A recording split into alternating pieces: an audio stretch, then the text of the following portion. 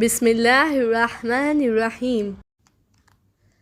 جو پڑھتا رہتا کوئی بھی نیا موضوع دیکھتا، حتیٰ جو میری کتاب میں بھی نہ ہوتا وہ بھی پڑھ لیتا۔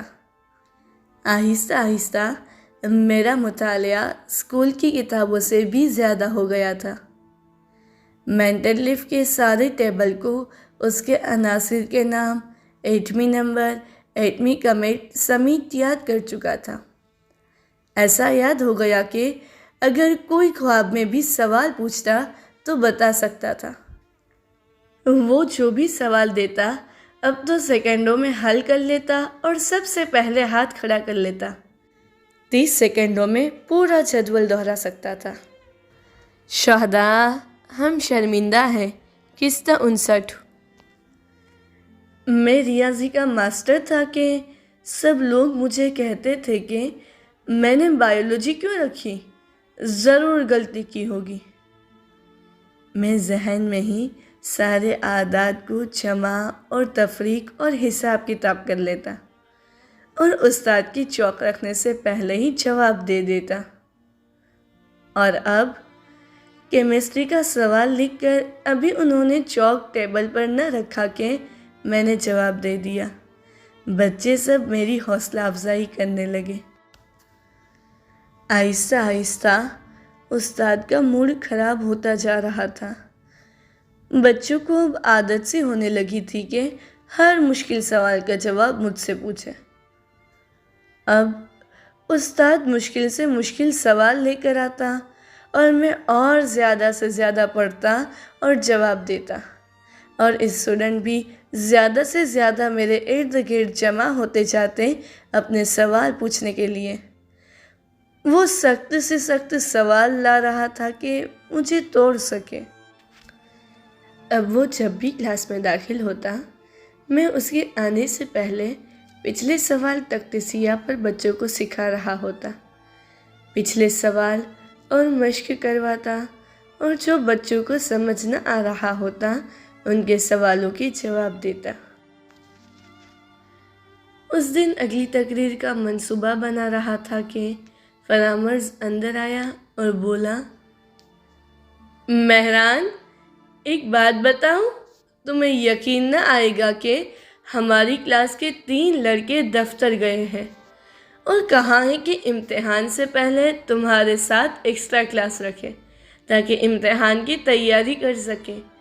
کہہ رہے ہیں کہ مہران جب بھی سکھاتا ہے تو زیادہ سمجھ آتی ہے،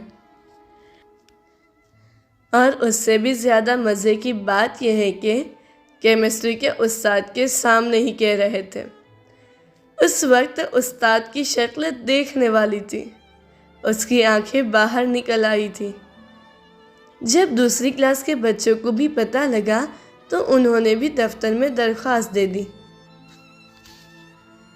اب استاد اعلانیہ طور پر میرے مقابلے میں جنگ پر اتر آئے تھے۔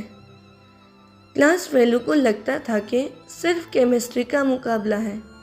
کچھ تو یہاں تک کہتے کہ میں زیادہ اچھا پڑھاتا ہوں، استاد تم سے حسد کرتا ہے۔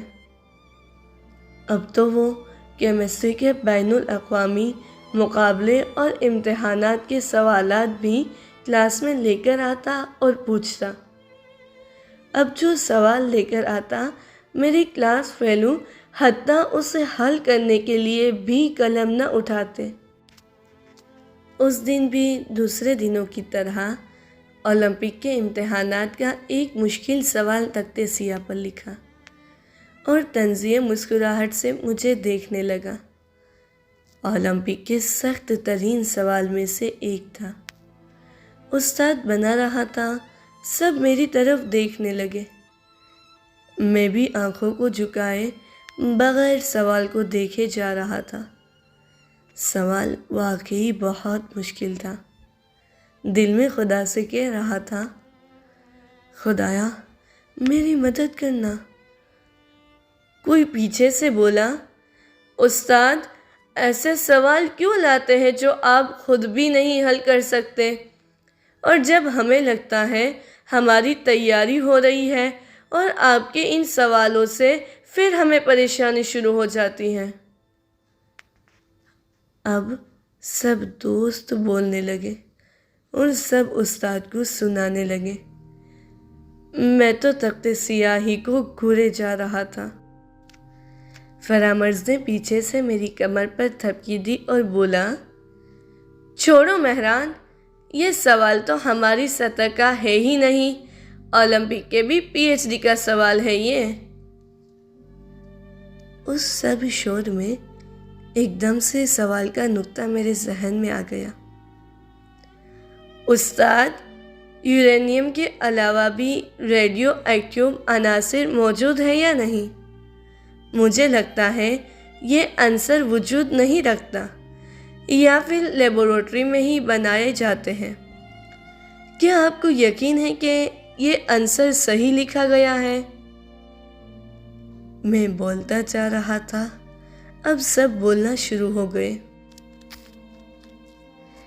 استاد، ہو سکتا ہے کہ یہ سوال بناتے وقت بنانے والا مست تھا اور اس کی عقل کام نہ کر رہی تھی۔ لگتا ہے پی کر سوال بنایا ہوگا۔ اشکان کلاس میں سب سے زیادہ مزاحیہ باتیں کرنے میں مشہور تھا، اب بولا، جس نے تخت سیاہ پر لکھا ہے ہو سکتا ہے اس نے بھی پی ہوئی ہو۔ سب ہنسنے لگے۔ پہلی بار استاد جن باتوں سے دوسروں کا مذاق اڑاتا تھا، اب خود اپنے ہی بے عزتی کروا رہا تھا۔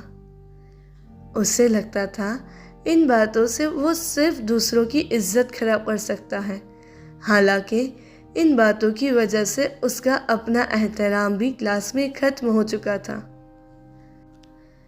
میں راضی نہ تھا کہ لڑکے اتنے آرام سے شراب کا نام لے لیتے اور کسی کا بھی مذاق کر لیتے، لیکن یہ اس استاد کی شکست کا پہلا قدم تھا۔